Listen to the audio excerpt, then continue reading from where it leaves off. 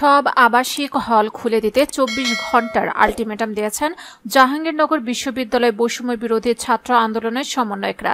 শনিবার বেলা 11টায় বিশ্ববিদ্যালয়ের কলা ও মানবিক অনুষদ সংলগ্ন মহুয়া মঞ্চ থেকে ঘোষণা দেন তারা। বৈষম্য বিরোধী ছাত্র আন্দোলনের সমন্বয়ক আব্দুর রশিদ জিতু বলেন, আমরা বিশ্ববিদ্যালয় কর্তৃপক্ষকে 24 ঘন্টার মধ্যে আবাসিক হলগুলো খুলে দেওয়ার দাবি জানাচ্ছি। নির্ধারিত সময়ের মধ্যে জরুরি সিন্ডিকেট ডেকে হল খোলার সিদ্ধান্ত নিতে হবে। প্রশাসন যদি সিদ্ধান্ত না নেয় তাহলে পরবর্তী পদক্ষেপ শিক্ষার্থীরা নিজ হাতে নেবেন। আন্দোলনের আরেক সমন্বয়ক তৌহিদ সিয়াম বলেন, বিশ্ববিদ্যালয় প্রশাসন 19 দিন ধরে অন্যায়ভাবে হল বন্ধ রেখেছে। আমরা প্রশাসনকে 24 ঘন্টার আলটিমেটাম দিয়েছি।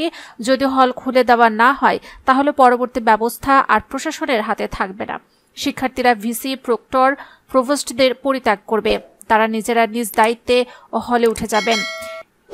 ইউজিসির নির্দেশ মোতাবেক গত 17 জুলাই জরুরি সিন্ডিকেট ডেকে হল বন্ধ করে জাহাঙ্গীরনগর বিশ্ববিদ্যালয় প্রশাসন।